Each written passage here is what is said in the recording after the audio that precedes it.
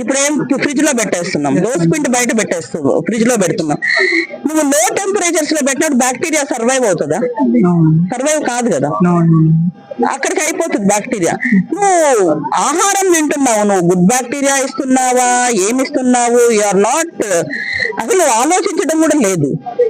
నువ్వు అది కూడా ఇప్పుడు దాంట్లో గుడ్ బ్యాక్టీరియా లేదు, నువ్వు ఇస్తున్నావు, వీళ్ళు ఇంకా అసిడిక్ క్వాలిటీ డెవలప్ అయిపోతుంది. అబ్బా నేను దోశ తిన్నా, ప్రోబయోటిక్ తినేసిన, ప్రోబయోటిక్ ఎక్కడ ఉంది? అక్కడ ఫ్రిడ్జ్ లో పెట్టి తింటున్నావు ప్రోబయోటిక్. Is it probiotic? మజ్జిగ నువ్వు ఫ్రిడ్జ్ లో, పెరుగు ఫ్రిడ్జ్ లో పెట్టి తింటున్నావు, is it probiotic? Everything is bad bacteria. పెరిగి పెరిగి పెరిగి బ్యాక్టీరియా ఎక్కువైపోయి ట్యూమర్స్ లాగా ఫామ్ అవుతుంది. ఫస్ట్ డయాబెటీస్ వస్తుంది, బీపీ వస్తుంది, మెడిసిన్స్ వేసుకుంటావు, కెమికల్ ఇన్సైడ్ పోతుంది, ట్యూమర్ డెవలప్ అవుతుంది. చిన్న ట్యూమర్, రోజు రోజు నువ్వు కార్బోహైడ్రేట్ ఎక్కువ ఇస్తున్నావు, తెలియకనే ఇస్తున్నావు, ట్యూమర్ ఎక్కువ అవుతుంది. అది మళ్ళీ అదర్ ఆర్గాన్స్ కి స్ప్రెడ్ అవుతుంది. దాన్నే మెటాస్టాటిక్ క్యాన్సర్ అంటారు.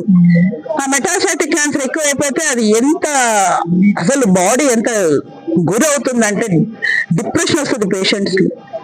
అందుకని ఒక సైంటిస్ట్ కనిపెట్టాడు అనమాట. ఆయన హిమ్సెల్ఫ్ క్యాన్సర్ వచ్చింది. క్యాన్సర్ వస్తే ఆయన కీమో పోలేదు, రేడియేషన్ పోలేదు, సర్జరీ పోలేదు. ఆయన నాకు తెలిసి ప్రొస్టేట్ క్యాన్సర్ వచ్చింది. ఆయనకు అప్పటికి 78 years. సైంటిస్ట్, ఈ వాజ్ ఇన్ ఆస్ట్రేలియా. ఆయన వద్దని చెప్పి ఆయన మెడిసిన్ రివైవ్ చేశాడు. అది యజుర్వేదంలో